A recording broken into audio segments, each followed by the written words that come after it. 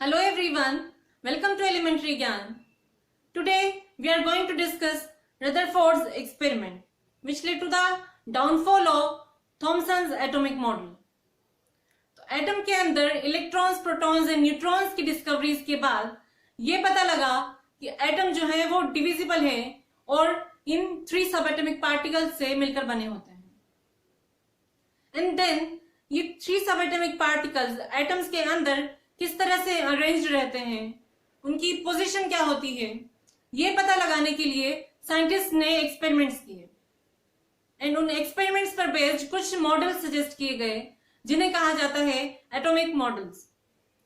And जो first atomic model था, it was proposed by J Thomson which is known as Thomson's atomic model, जिसको हम previous video में detail में discuss कर चुके हैं. And according to Thomson's atomic model, atoms जो होते हैं वो पॉजिटिवली चार्ज्ड स्फीयर होते हैं और उसके अंदर जो नेगेटिवली चार्ज पार्टिकल्स हैं, मतलब इलेक्ट्रॉन्स जो होते हैं, वो इवनली डिस्ट्रीब्यूटेड रहते हैं या एम्बेडेड रहते हैं. बट ये जो थॉमसन्स एटॉमिक मॉडल था, ये फेल हो गया because of Rutherford's experiment, because it was Rutherford's alpha particle scattering experiment which led to the discovery of a small positively charged nucleus inside an atom containing all the protons and neutrons. जो Rutherford experiment था, उससे atom के centre में एक positively charge nucleus की discovery हुई और इससे ये पता लगा कि एटम में जो पॉजिटिव चार्ज होता है वो उसके सेंटर में प्रेजेंट होता है और इसीलिए थॉमसन एटॉमिक मॉडल जो था वो फेल हो गया. तो अब हम देखेंगे Rutherford's experiment. But before describing this experiment we should know the meaning of alpha particles. Alpha particles क्या होते हैं? Alpha particles are positively charged particles having 2 units of positive charge and 4 units of mass. And actual में जो alpha particles होते हैं वो helium ions होते हैं. और हीलियम आयन क्या होता है? Late us C.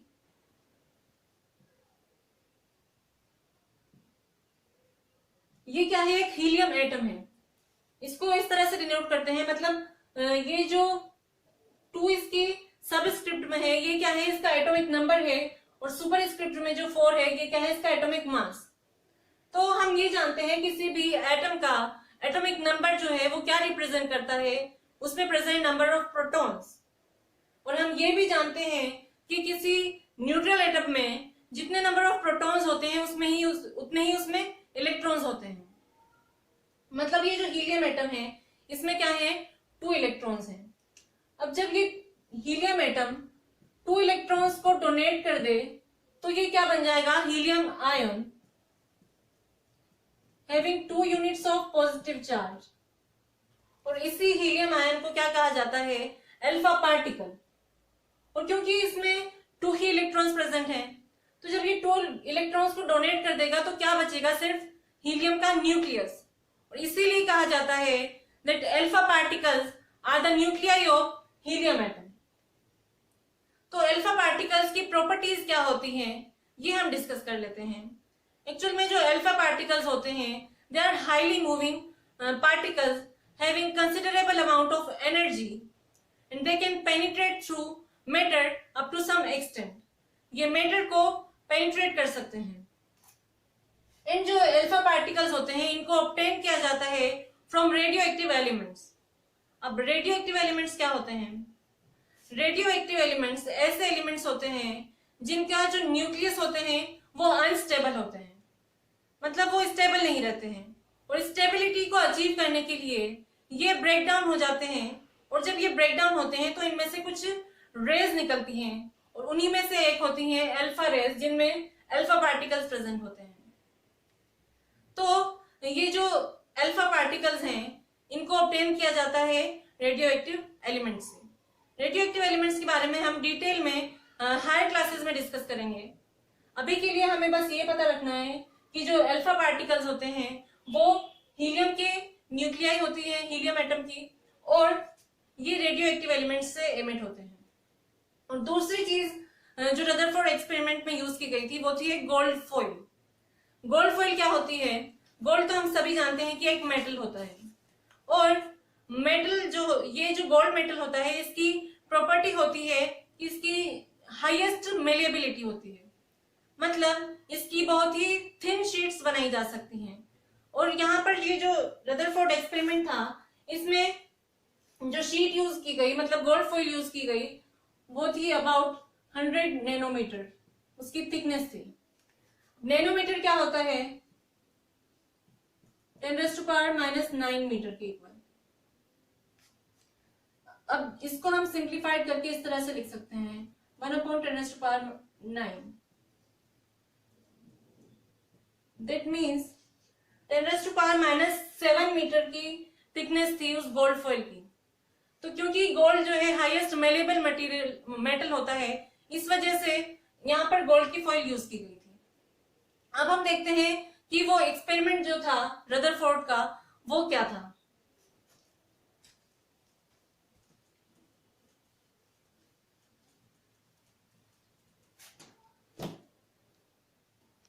So in 1909, Rutherford and his co-workers performed an experiment which is known as alpha particle scattering experiment or Rutherford's gold foil experiment. तो फर्स्ट पॉइंट तो हो जाएगा performed by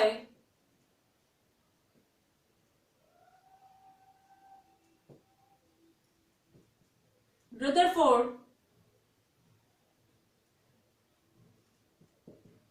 in 1909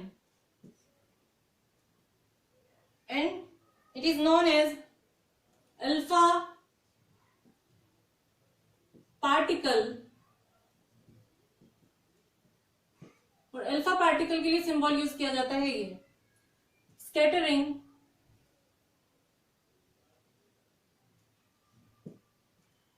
experiment.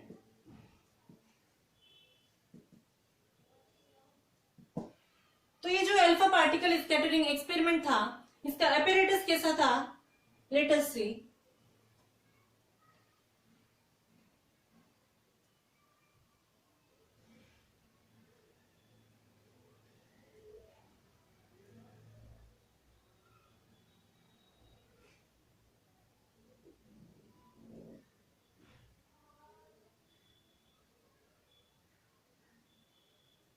This is a lead box.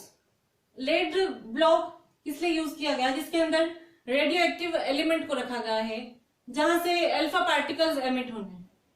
तो alpha particles जो होते हैं ये human body के लिए क्या होते हैं, हार्मफुल होते हैं, मतलब ये डेंजरस होते हैं ये। और अगर ये ह्यूमन बॉडी के साथ डायरेक्ट एक्सपोज हो जाए तो हमारे डीएनए को डैमेज कर सकते हैं, इसीलिए इनको बहुत ही केयरफुली यूज किया जाता है और इनको लेड ब्लॉक के अंदर रखा जाता है। बिकॉज लेड जो होती है उसकी प्रॉपर्टी होती है कि उसकी डेंसिटी जो है वो हाई होती है, और इतनी हाई होती है कि जो अल्फा पार्टिकल है उसको पेनिट्रेट नहीं कर सकते हैं। तो इस वजह से ये जो अल्फा पार्टिकल्स का सोर्स है, मतलब रेडियो एक्टिव एलिमेंट है, इसको लेड ब्लॉक के अंदर रखा जाता है जिसमें एक पिन होल से इन अल्फा पार्टिकल्स को अलाउ किया जाता है एमिट होने के लिए। एंड देन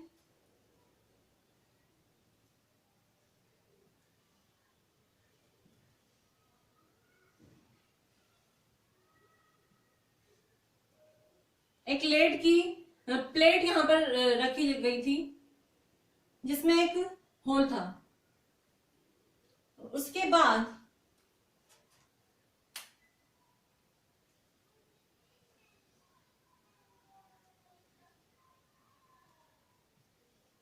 एक गोल्ड फॉइल को इस तरह से प्लेस किया गया और इसके अराउंड एक सर्कुलर फ्लोरेसेंट स्क्रीन लगा दी गई, समथिंग लाइक दिस।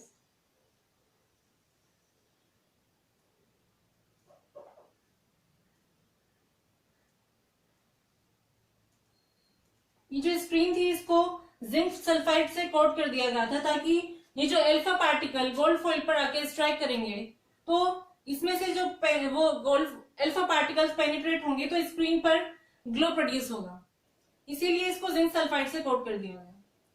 तो ये तो क्या है, lead block, and this is radioactive source of alpha particles। यहां पर रेडियो एक्टिव एलिमेंट जो था पोलोनियम या रेडियम, इनको रख दिया गया। And this is lead plate with slit, and this is zinc sulfide coated screen, and this is gold foil। Gold foil जिसकी थिकनेस थी 100 नैनोमीटर। ठीक है, तो जब ये एक्सपेरिमेंट किया गया, means when alpha particles were allowed to strike gold foil, तो कुछ ऑब्जर्वेशंस थी, मतलब रदरफोर्ड ने क्या ऑब्जर्व किया वो हम डिस्कस करेंगे। तो जैसे ही यहां से अल्फा पार्टिकल्स का बीम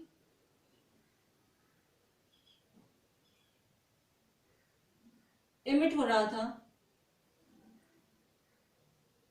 इसको यहाँ पर लेड प्लेट इसलिए यूज की गई है ताकि जो अल्फा पार्टिकल का बीम आ रहा है वो कॉन्सेंट्रेटेड रहे गोल्ड फॉइल की तरफ, क्योंकि इनकी ये क्या होते हैं, स्कैटर हो जाते हैं।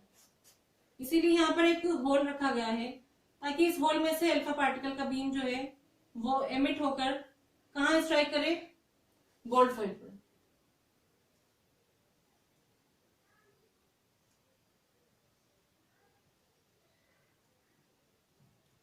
तो जब ये अल्फा पार्टिकल्स गोल्ड फॉइल पर स्ट्राइक कर रहे थे, तो रदरफोर्ड ने क्या देखा कि मोस्ट ऑफ द पार्टिकल्स जो हैं, अबाउट 99% पार्टिकल्स जो थे वो इस गोल्ड फॉइल को पास कर रहे थे और यहां पर ग्लो प्रोड्यूस हो रहा था। Most alpha particles strike here। तो फर्स्ट ऑब्जर्वेशन क्या हो गई,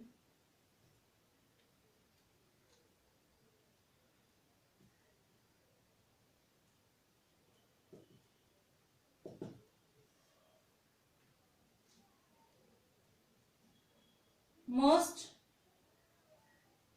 अल्फा पार्टिकल्स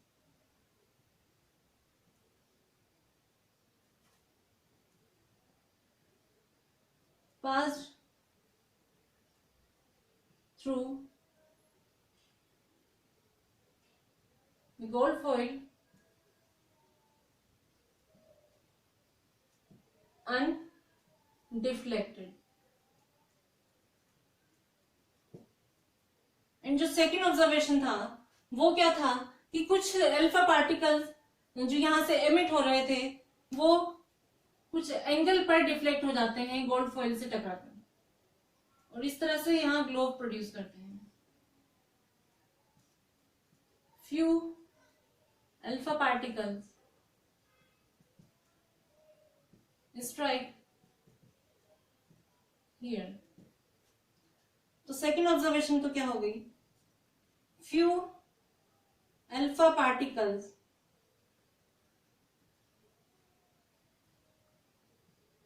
were deflected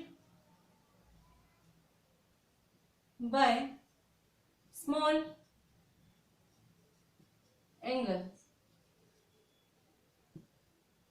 और जो थर्ड ऑब्जर्वेशन थी इस एक्सपेरिमेंट की वो क्या थी कि बहुत ही कम, मतलब 12,000 में से एक अल्फा पार्टिकल ऐसा था जो इस गोल्ड फॉइल से टकराकर बहुत ही लार्ज एंगल बना रहा था, या फिर जिस पाथ से वो आ रहा है उसी पाथ में वापस से रिफ्लेक्ट हो जाता है।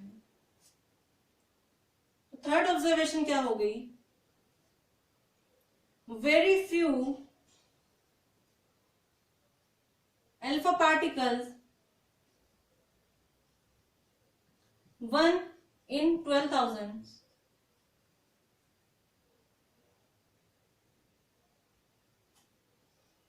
either were deflected by large angle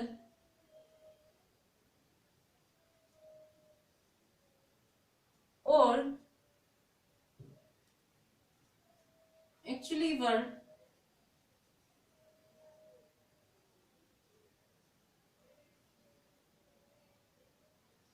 reflected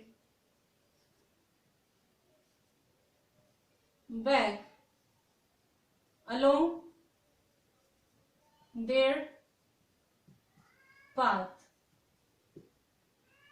तो इन तीनों ऑब्जर्वेशंस को रदरफोर्ड ने कैसे एक्सप्लेन किया वो हम देखते हैं कि जो फर्स्ट जो ऑब्जर्वेशन थी वो क्या थी कि जो most of the alpha particles थे वो गोल्ड फॉइल से अनडिफ्लेक्टेड पास हो रहे थे एंड रदरफोर्ड ने इसको एक्सप्लेन किया कि जो गोल्ड फॉइल है ये गोल्ड के एटम्स से मिलकर बनी है and if atoms were strong तो जो most of the alpha particles आ रहे थे वो इस गोल्ड फॉइल से टकराकर डिफ्लेक्ट हो जाने चाहिए थे कुछ एंगल से या फिर रिवर्ट बैक हो जाना चाहिए था उनको, लेकिन ऐसा नहीं हुआ। जो most of the alpha particles यहाँ आ रहे थे तो 99% इस गोल्ड फॉइल को पास कर रहे थे, पेनिट्रेट करके यहाँ पर ग्लो प्रोड्यूस कर रहे थे। तो यहाँ से रदरफोर्ड ने क्या कंक्लूजन निकाला कि जो एटम है उसके अंदर मोस्ट ऑफ द स्पेस जो है वो एम्प्टी है। और नेक्स्ट जो ऑब्जर्वेशन थी, few alpha particles were deflected by small angle.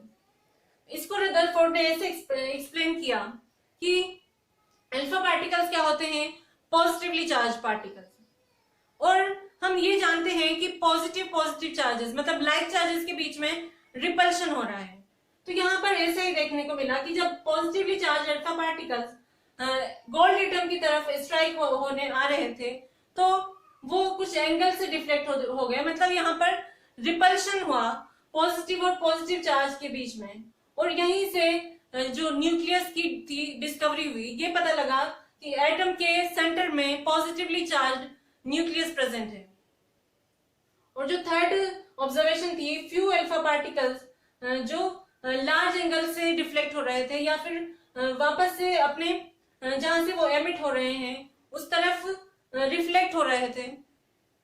तो इसको कैसे रदरफोर्ड ने एक्सप्लेन किया, इसको ऐसे एक्सप्लेन किया गया कि जो न्यूक्लियस है एटम के अंदर वो बहुत ही स्मॉल है, मतलब जो टोटल एटम का वॉल्यूम है उस वॉल्यूम से बहुत ही कम वॉल्यूम का जो न्यूक्लियस है एटम के अंदर, और वो पॉजिटिवली चार्ज है एंड बहुत ही डेंस है। तभी तो जो अल्फा पार्टिकल्स यहाँ से आ रहे हैं वो उनको इससे पेनिट्रेट नहीं कर पा रहे हैं, वो इनको रोक रहा है और वो वापस से अपने रास्ते पर रिफ्लेक्ट हो रहे हैं। So this is the alpha particle scattering experiment which led to the discovery of a positively charged nucleus inside an atom.